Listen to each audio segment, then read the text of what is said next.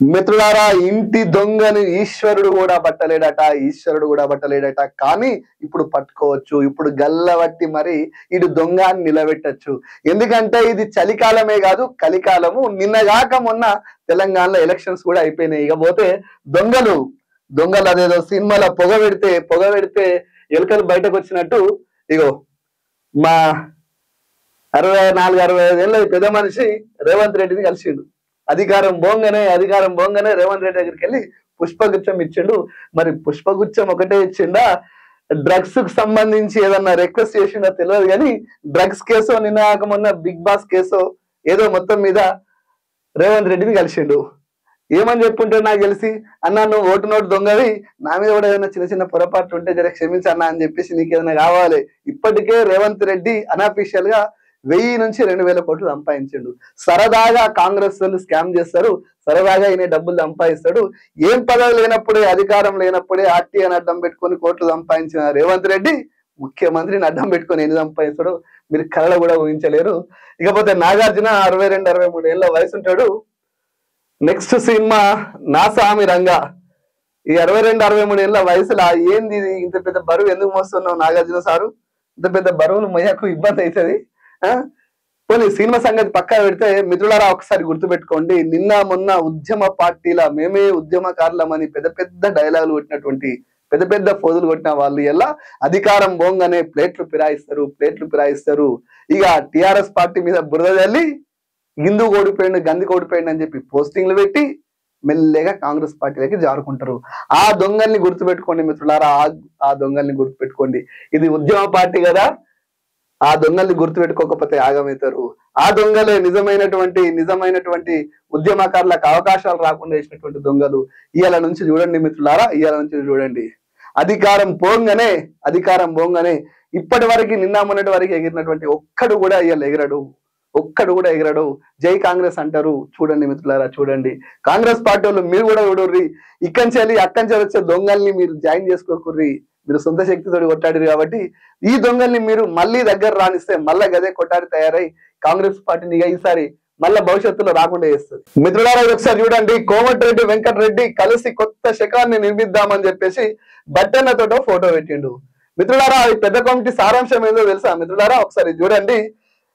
బట్టన్నది వెంకన్నది కలిపి ఫోటో పెట్టిండు. గుంపు మేస్త్రి ఫోటో లేకుండా, ప్రోటోకాల్ ఫోటో లేకుండా ఫోటో పెట్టింది. కానీ వెనుక కేసీఆర్ కట్టిన సచివాలయం అయితే కనిపిస్తుంది.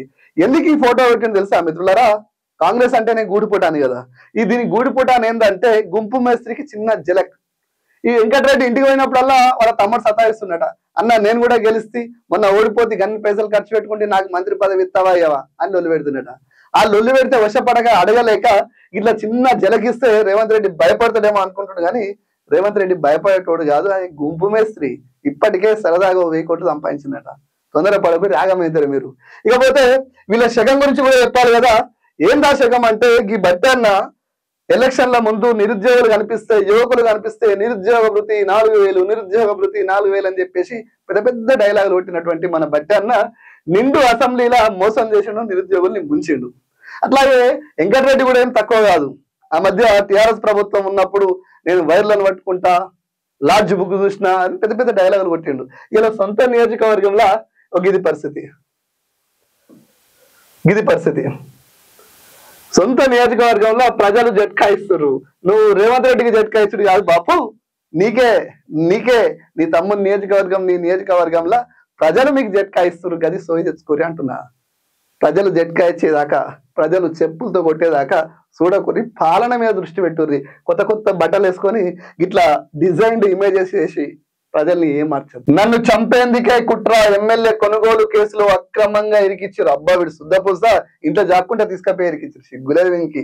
నా హోటల్ను అన్యాయంగా కూల్చేశారు, బయటకు రాకుండా అక్రమ కేసులు పెట్టారు. సింహయాజిని దాసో శ్రవణ్ నాకు పరిచయం చేసిండు.